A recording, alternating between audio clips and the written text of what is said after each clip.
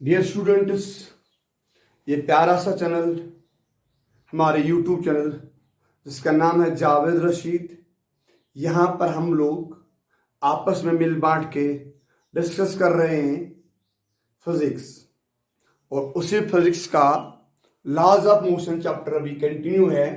उसी में एक टॉपिक हमारा है, वो है कांस्टेंट मोशन। लेकिन कांस्टेंट मोशन का मैं एक छोटा सा पार्ट आज लेने जा रहा हूं, वो मैं कांस्टेंट रिलेशंस लूंगा इन ए पुलिस में। पुलिस वाला टॉपिक हम कंप्लीट करने जा रहे हैं, और मैं गारंटी के साथ कह रहा हूं, जो बच्चा आप में से इस वीडियो को स्टार्टिंग से लेकर एंड तक देखेगा, उसको मैं 100% गारंटी दे रहा हूं, पुली कंस्ट्रेंट का उसका एक भी क्वेश्चन नहीं गिर सकता। It is 110% assurance.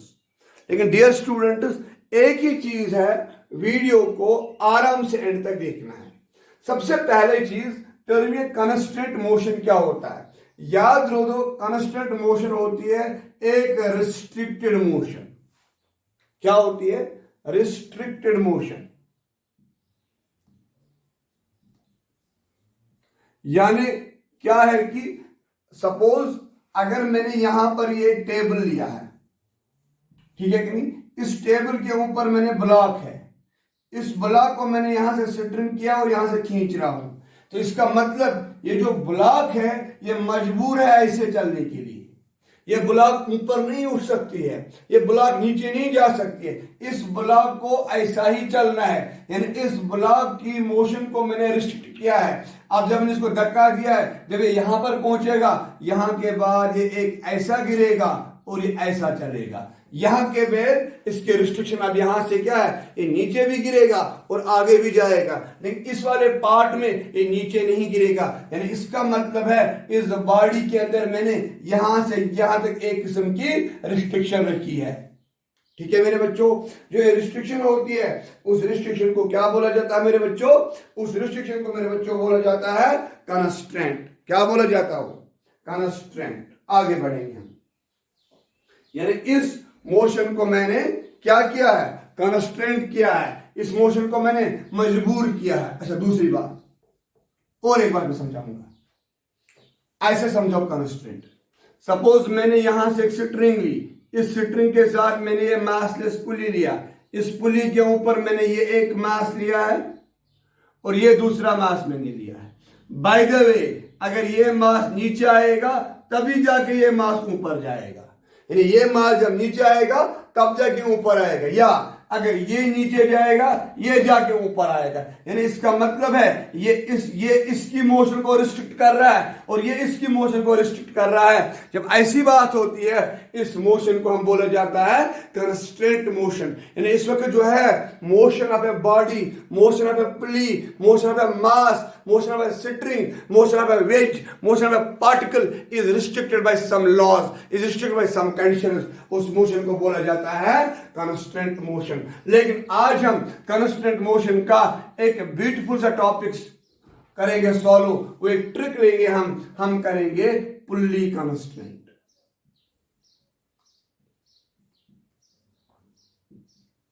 Pulley constant. लेकिन याद रखो मेरे बच्चों, पुली कांस्टेंट्स के अंदर हम क्या करते हैं? हम रिलेशन निकालेंगे इस बॉडी के डिस्प्लेसमेंट्स में, इस बॉडी के वेलोसिटीज में, इस बॉडी के एक्सेलरेशन में। लेकिन मैं उसके लिए एक ट्रिक आपके लूंगा।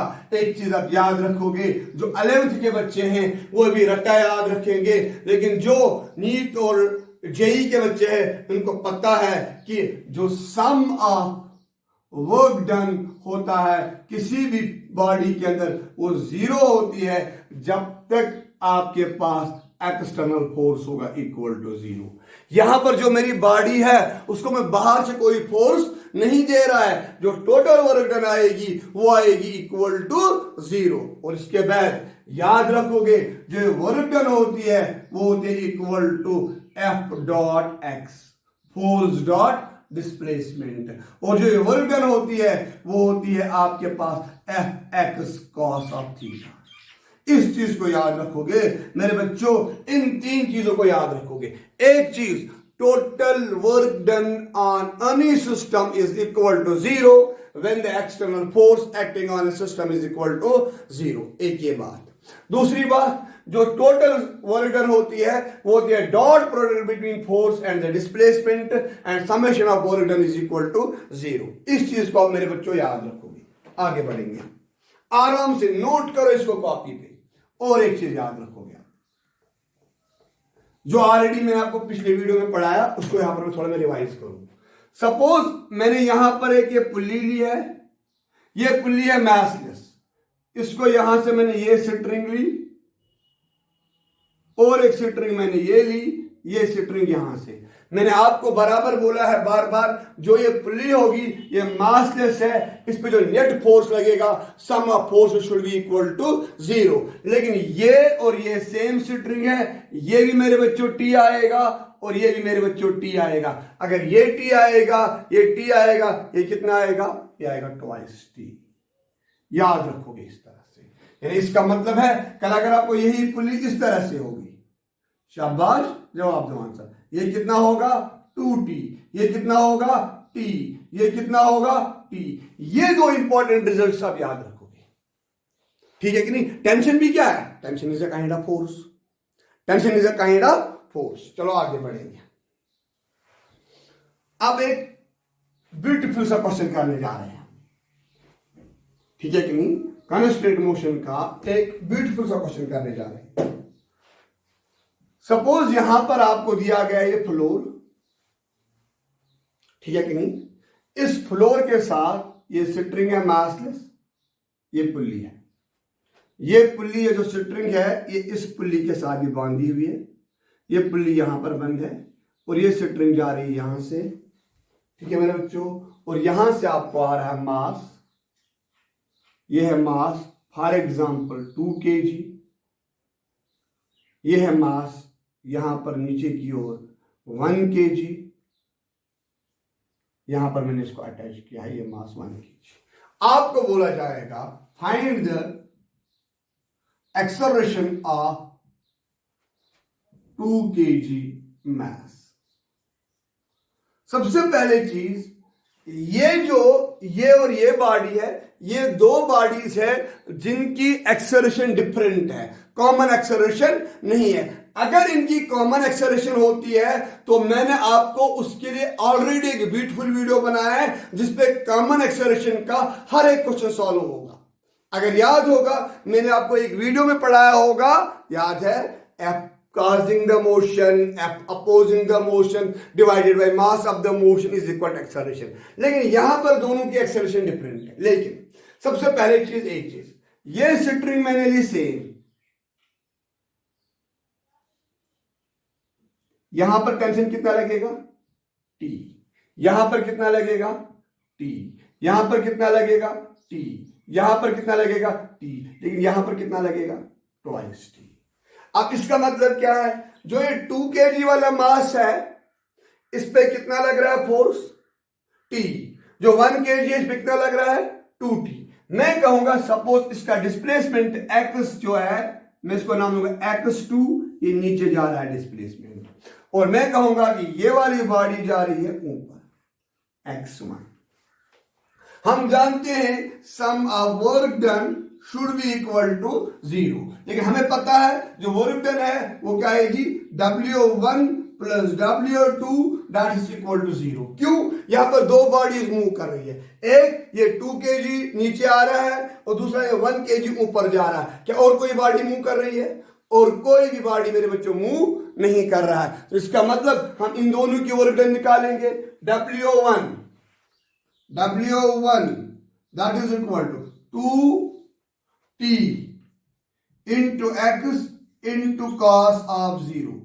सर कॉस ऑफ 0 क्यों? x कहां जा रहा है? ऊपर। t किधर लग रहा है? ऊपर की ओर। t किधर लग रहा है? ऊपर की ओर। x कहां जा रहा है? ऊपर, x1। यानी ये आएगा twice t x1। Similarly W2 that is equal to t x2 cos of 180। Sir यहां पर क्यों टी ही, कितना फोर्स लग रहा, टी, कितना लग रहा है, टी, डिस्प्लेसमेंट किधर है, नीचे। जरा एक काम बता मुझे, टी गया इधर, x2 गया इधर, एंगल कितना बनेगा, एंगल कितना बनेगा 180।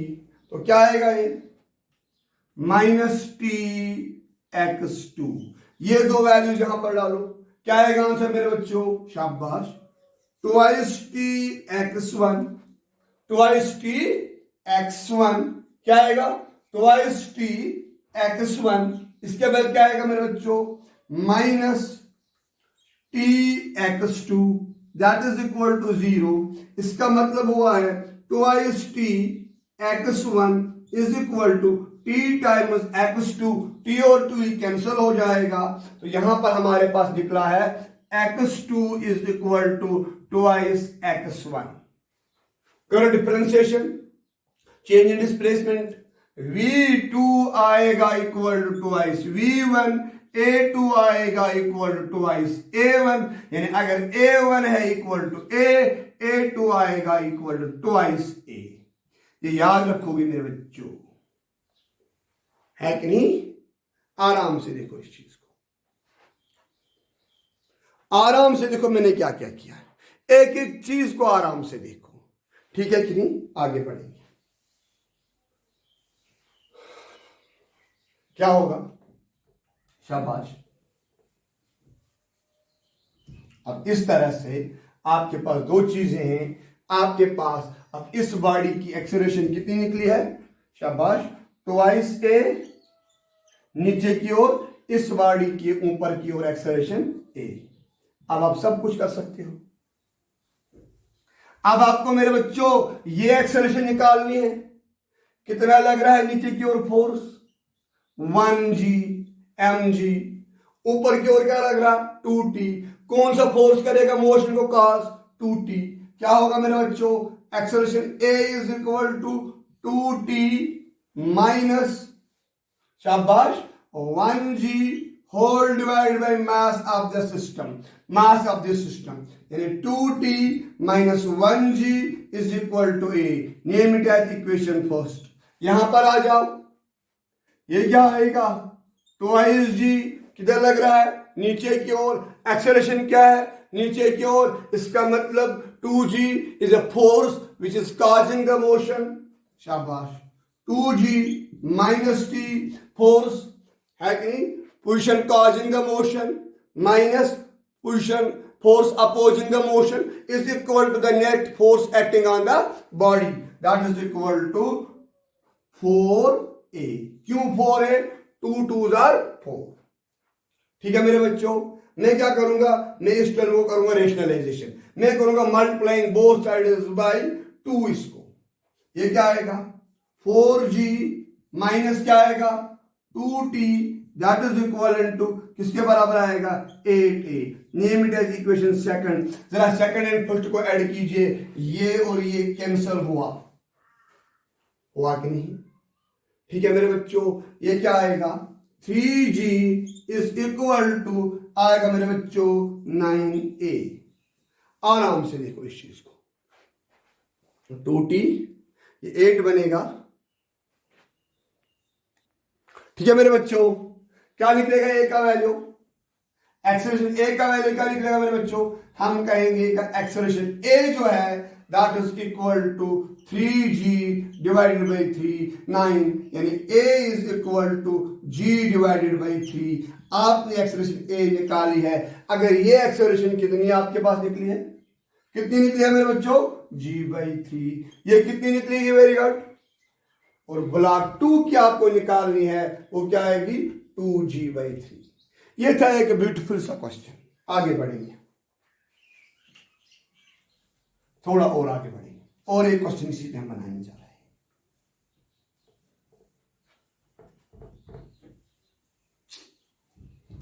प्यारा सा फिजिक्स का चैनल है, पढ़ते हैं हम कंस्ट्रेंट मोशन। आगे बढ़ेंगे हम, हमारे पास है यहां से ये टेबल के पास है यहां पर एक पुली फिक्स्ड, ठीक है मेरे बच्चों। यहां पर है ये एक मास m, ये मास है 1 kg। इस मास को हमने अटैच किया है इस मूवेबल पुली के साथ। मूवेबल पुली को हमने स्ट्रिंग बांध के रखी है इस तरह से,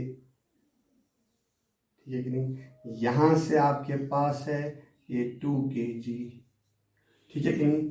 आगे बढ़ेंगे फिर वही, ये पुली कौन सी है, मूवेबल पुली, ये कितना है 1 kg। इधर लगेगा टेंशन ट्वाइस टी, इधर लगेगा टेंशन टी। हम कहेंगे ये बॉडी आ रही है नीचे with the displacement of x2, हम कहेंगे ये बॉडी जा रही है आगे with the displacement of x1। ठीक है मेरे बच्चों, डिस्प्लेसमेंट पता है, फोर्स पता है, क्या निकलेगा वर्क डन, शाबाश। क्या कहेंगे हम, W1 that is equal to 2t into x1 into cos of 0। Sir cos of 0 क्यों, डिस्प्लेसमेंट इधर, ठीक है कि नहीं, फोर्स इधर, तो W1 इज इक्वल टू आएगा twice T x1। Similarly W2 आएगा इक्वल टू टी x2, लेकिन नेगेटिव, क्यों, डिस्प्लेसमेंट नीचे, टेंशन ऊपर, एंगल बनेगा 180। मेरे बच्चों क्या आएगा इसके बाद, सीधे आएगा twice T x1 is equal to T times x2। ये कट, ये cut, twice x1 is equal to x2। यानी इसका मतलब क्या हुआ, अगर ये हम कहेंगे कि twice a1 is equal to a2, यानी इसका मतलब है अगर इस बॉडी की एक्सेलरेशन a है, इस बॉडी की एक्सेलरेशन होगी ट्वाइस a।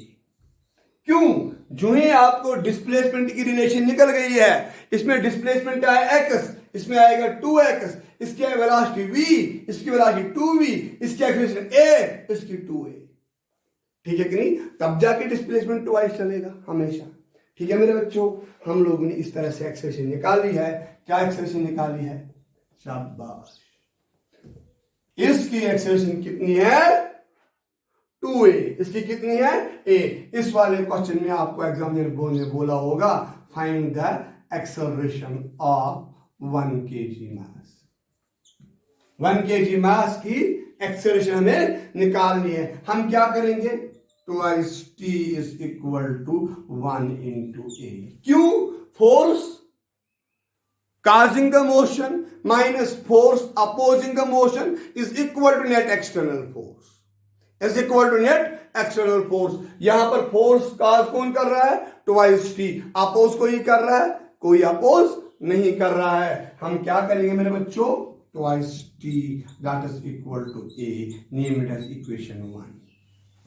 यहां पर आ जाओ, यहां पर लगेगा नीचे की ओर ट्वाइस g, एक्सेलरेशन भी क्या आएगी नीचे की ओर। हम क्या करेंगे, twice g minus T. Sir T क्यों, देखो क्यों टी, हाँ ठीक है कि नहीं, clear, that is equivalent to 4 times a। लेकिन ट्वाइस टी किसके बराबर है, a के बराबर, यानी t क्या होगा a डिवाइडेड बाई 2। इसके साथ एक्चुअली मल्टीप्लाई 1 भी है, ये 1 kg फोर्स है।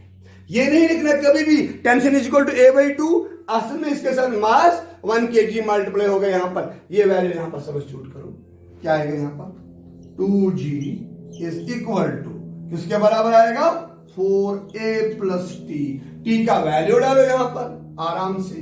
क्या आएगा आंसर मेरे बच्चों, आराम से हमें आंसर मिलेगा क्या, 2g is equal to 4a add up हो जाएगा a बाई 2, वो आएगा 9a बाई 2।